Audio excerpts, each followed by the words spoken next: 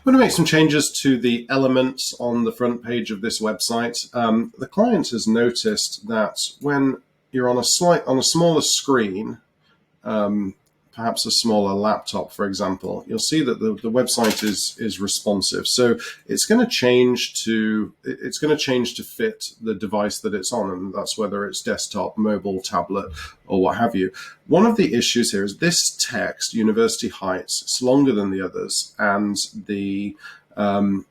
because it's in a box with an animation, you're missing the text unless you hover over it. So what we're going to do is reduce the text size in these boxes. First step is to log into your website. So in this case, it's realty-sky.com/admin. That is going to take you back to the home page of your website, and you're going to have this black bar along the top.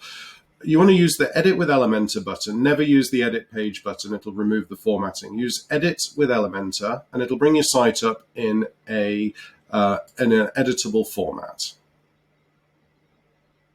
So here you'll see the editable version of our homepage, and if I scroll down to these boxes here, you can see the size of the text. So we'll start with University Heights, since this one is a little problematic, being that it's longer than all of the other ones. So if I expand this, I've got this bar in the way now, so I've just expanded my screen a little bit to help you visualize this a little better. But I'm going to double click on the little pen icon here, and in the left hand side it's going to bring up some options related to my banner. Now I'll go to full screen for this for a second. I'm going to click on the style, which allows us to stylize this particular banner.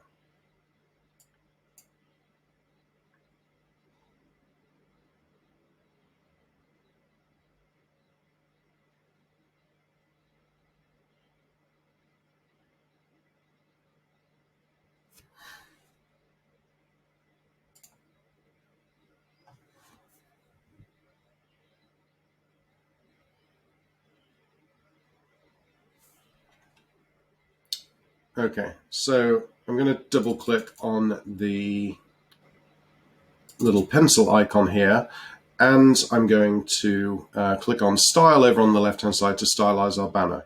I'm going to scroll. You got some headings here: general, the container, etc. What we're looking for is the title right here and the typography. So since it's 30, I'm going to change this to 24. That's reasonable. I'm going to change here one thing in advertising, a saying in advertising is make the logo smaller. Clients, when you're designing ads for them, they always want to make the logo bigger, but people see the logo regardless of its size, and it's sort of a mantra that you tell clients over and over again: make the logo smaller, make the logo smaller. So while I'm reducing the size of this text here, I'm going to stand by the fact that it's still perfectly visible.